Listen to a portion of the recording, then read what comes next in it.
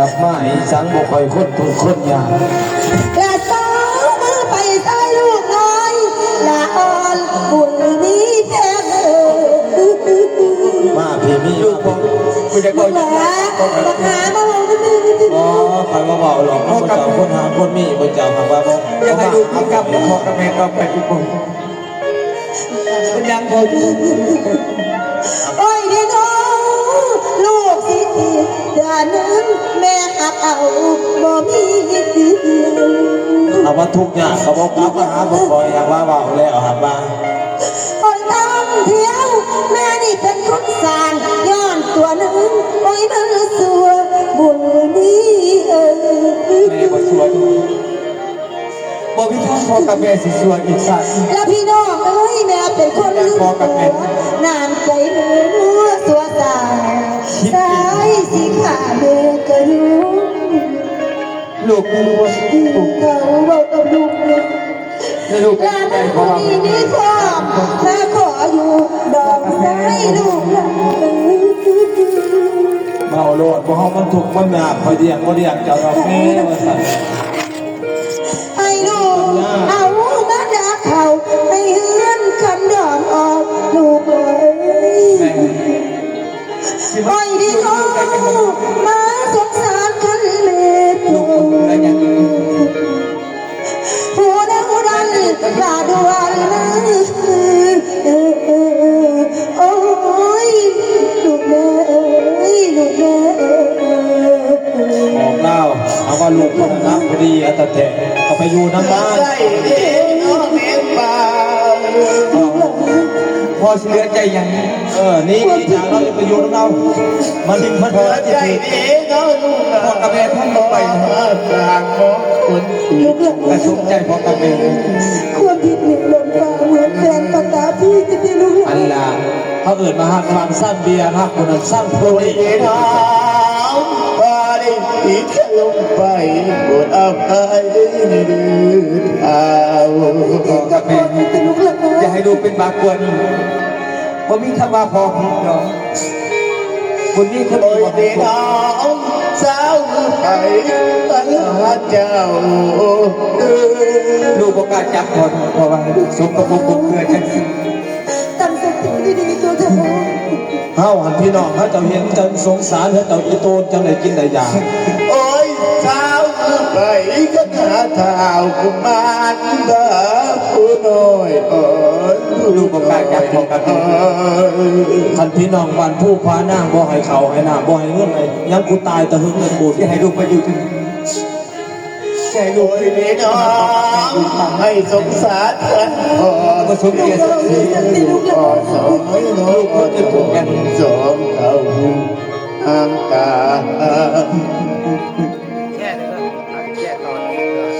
ลูกหลานเอ้ยหิวทั้งเขาทั้งแหล่น้ำว่ามีวันที่ไปกินเรื่องของสมศักดิ์กับมันดีอัตเตหักมาไปกินน้ำมันหรือว่าเมื่อกินตีนมันล่ะบ่เลี้ยงตัวเองดีน้องน้ำใจมหาดาวแม่เอ้ยคันคอยเบาก็ว่าคอยเบาเนาะ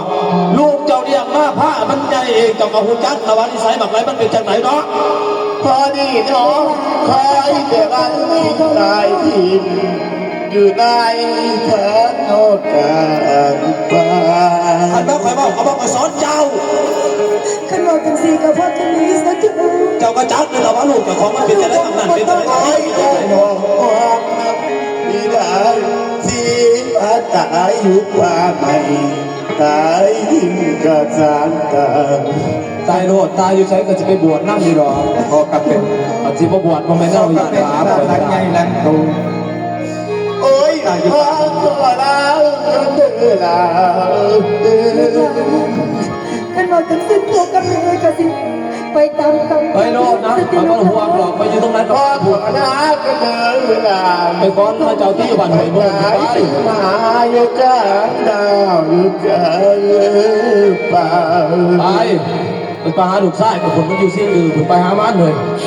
ไปกับเขาเฮ้ยเด็กน้อง มีแต่ล้างน้ำตาที่กับเธอสู่ป่า ไปที่จองให้เราบอกพิษภาษาบนไหนบนนั้นบนหนาไป ที่ ดู กายทิมกระซา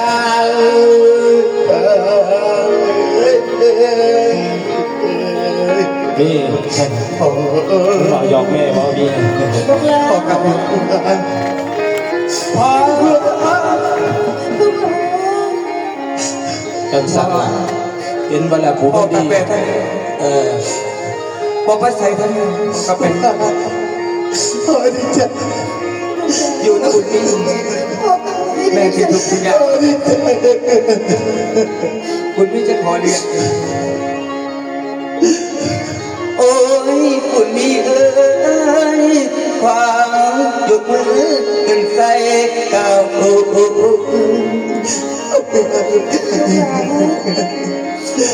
จำไม่เอาสิ ขอยกมือขึ้นใส่เก่าที่ว่าต่อนอที่ได้โอ้ย แม่นผู้เดียงมาผ้าเฮาใหญ่ แม่แม่ยังไม่เลี้ยงลูกมาแต่ยังเย้าให้ในสูงถึงป่านนี้ ครูบาอยู่วัดอยู่ว่าเพิ่นยังบอกยังสอน บุญคุณนี้ขันเหลือปลาคุณเมตตาขอเดียงลังนกอ่อนอ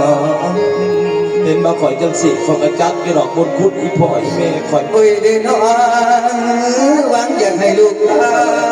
หวังอยากให้ลูกเต้ามีสุขล้นบ่ทุกข์จนแม่เดี๋ยวนี้น้อลูกพ่อคุณคือความผูกพันมาจำอีเมเป็นอย่างไรลูกพ่อโอ้ยพ่อถ้าเอ้ยลูกลืมคำของผิดดาจึงหาไก่ดอกไก่กันไปนำดวงพระใหญ่ถึงแม่ตายลูกล้อมเสียงโอ้ยแม่พาทำให้มือนี่น้องมาเห็นหน้าน้องพ่อเจ้า เห็นบ่ พ่อดีใจคือลูก ผู้มันดีมันก็จะ พ่อบอกคิดว่าเสียหน้าลูกอีกบุญมีตาว่าชวนบุญอีกพ่อตื่น ผู้มันบ่ดีมันก็ขามันก็ตีเจ้าเห็นบ่ ทุกอย่างอยู่พ่อกับผมเป็นอย่างพ่อแม่อภัยทุกอย่าง เอาละพ่อกับผู้ใดมันสิสักผู้ใดครับกับคนตะกักแต่ว่าลูกตักบ่แม่นมาบ่อยให้ลูกตะคอกัน ฝ่ายบิดาเป็นกัน แม่น พ่อบอกมีบามีกรรมพ่ออภัยทุกสิ่งทุกอย่างลูกคือแก้วตายดวงใจของพ่อ แต่บัดนี้ลูกกับเมียเจ้าไปอยู่ที่ไหนลูกหลาน ลูกกับเมียของลูกพ่อกับแกบ่ต้องเบาถึง ลูกหลานหลาน เขาได้จาก เขาจากไปกระยอนพวกเจ้าสองเผ่าหันน่ะพอดี แสดงว่าลูกกับเมียของเจ้าดีไปแล้ว แม่น กันอยู่จนถึงกินกันเขาลูกพ่อก็เป็นกับพ่อกับพ่อ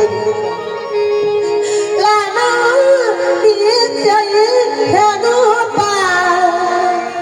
ใจเด้อเด้อได้ซอยซื้อได้ซื้อ อันสิพาให้ละตายกับอีโตนญาติบาป อ้อยได้น้องป่าได้คำมันคือมาเข้าใส่กัน และน่าดีใจพี่น้องเราของนอกกันดีลูกหลานและแม่สิดีแนวใดแม่บอกว่านัวปาดใจ แม่นั่นล่ะเขาบ่มีหมองไปบ่แห้งเลยจะมาหาข่อย และแม่นี่มาขอเราบุญดีเอ้ยลูกอีมีลูกอีมี ข่อยนี่บ่มีหันประหงจิตตกจนเอาผาเนี่ยปูมาตุกบ่แห้ง อ้อยดีน้องแม่ขออยู่น้องใจเก่าแม่ยอมเจ้าว่าเธอสองลูกแม่เอ้ยโอ้ยลูกแม่เอ้ย ในโรงงาน ลูกแม่สุขทิ้ง กั กั บบ อายย่าง ง เด้น้อ ดินวาง เหมือนแผ่นประกาศที่สติลูกหลาน กับอย่างนี้น้องพี่ดอกคือนางจองบ่ยอมอาดีเม เบิดอยู่บ้านผู้พนาคือสิ่งของพวกคนนี้เลยทุก คุยดีน้องเบิดปัญญาข้าทันไอ้มากไว้ใจมันแสนกุม ไม่สกันอยู่นี่แหละบ่มีไปใส่มาใส่ ต้นไปจังเลย แต่แม่มาคุมให้ขึ้นบ้านแสนลำความแล้วบดกลัวน้องเดียน ลูกหลานมาส่วนดีแม่ก็มากลับบ้านเอาตัวลูก โอ้ยพ่อท่าเอ้ยพ่อมาคุมให้ขึ้นบ้านแสนลำมือข้างหัวใจเกียโนโอน เป็นนั่นนะเราอยากบ่มีผมเวลา โอ้ ตาย ยแล้ว เป็น มี ห่ว ไว้ ง ที่ ลู อยาก กกับเมียคือสีแต่หุ่นโยธาหุ่นลูกควง แม่ก็ห่วงตัวลูกหลานห่วงหลานส่ง แม่ แต่ จะ เดื ไม่ อน ปล่อยลูกอยู่ถือทั้งอยู่บ้านอาอย่าจำใจเด้อพอเด้อ ลูกหลานข้าลูกอยู่แม่ก็สิอยู่ข้าลูกไปแม่ก็สิไปที่ และแม่เพื่อนทุกข์กระเดียงเล่านี่กระเดียงเล่าพ่อแม่เฮา และแม่ทุกคนเพียงใดลูกสิยอมนอบูดกัน เดียงเล่า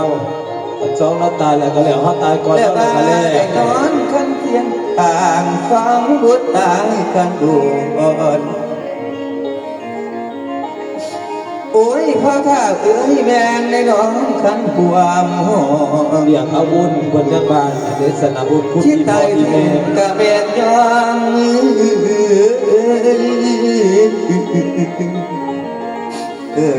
โอ้ยแม่แม่ลูกเป็นห่วงลูกเอาไปลูกเขา แม่ก็คิด แล้วห่วงเนี่ยเหลือเกินมาหัวจะมาอยู่แห่งใดหุ่น แม่คิดว่าเป็น ถามเราเนี่ย เอ้ยสงสารเจ้สงสารคุณ ไปยังมาหายสกันเลยเนี่ยไปยังมาไปใส่มาใส่ละหายสกันไปบอกอยู่แล้วผมมีพิษไปเอา ตั้งใจที่จะมาเห็นกันแล้วด้วย เอ้ยพี่น้องสงสารลูกขันอ่อนน้อยอ่อนน้อยคงคอยจังได้ คอยหักอยากหายเจ้าอยู่คอยบ่กล้าคอยอยากบาสิกินหัว ไปกันเลยอยู่จังเลย คือสิหัวกันลูกดาวอย่าดีโน้ตงสายโน้ลูกน้อง แม่น่าสงสาร เอ้ยพี่น้องน้ำตาลิ้นยุงไหลห่วงหลานชายผู้ไร้บ้าน มีมึงยับออกสักคนยับออกไปนั่งอยู่พุ่นพอ ป้า หน้ามาเด็กป่าจะได้บ้านไม้ยังอยู่ตาน้ำตาไหลย้อยน้ำไหลลา เป็นจังไรละบาดสมใจพระเจ้าละบ่บาด โอ้ยดีน้องอาสงสารขันอ่อนน้อยน้องของคอยจะได้ดีน้องเอ้ยโอ้ยลูกพ่อเอ้ย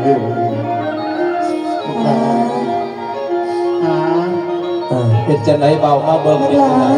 โอ้ครับดีครับผมข้ามไปนะคือผู้สมศักดิ์อะไรครับมีจากบ้านจากเมื่อกินข้าวกินน้ำคือเดือดจนตามน้ำหากับคุณนี้ทำไม นี่พ่อพ่อจะเอาตัวลูกหลาน ชื่อตีนมันมาสันสา สงสารเลยพวกกับแม่นี้มันขามันตีมันเอาเขาคุกเขาฆ่าที่ลูกหลาน นี่แหละแม่พอเจ้าเป็นพ่อเจ้าเป็นแม่ข่อยกะแท้ตีบ่เจ้าแห้งสิมีความคิดความอันนั้นเนาะฮักลูกฮักเต้ากันฮักผู้ดีก็ฮักข่อยก็บ่ว่าหรอกพ่อกับแม่ก็ได้เจ้าเป็นพ่อเป็นแม่ก็อย่าไปฮักบางสร้างเบียงอย่าฮักผู้นั้นอย่าสร้างผู้นี้ พอได้ไปแล้ว เข้าใจแล้วผมให้เว้าอยู่หั่น ทุ เนาะ กซ้ำทุกเติมไม่ได้ทุกลูกหลาน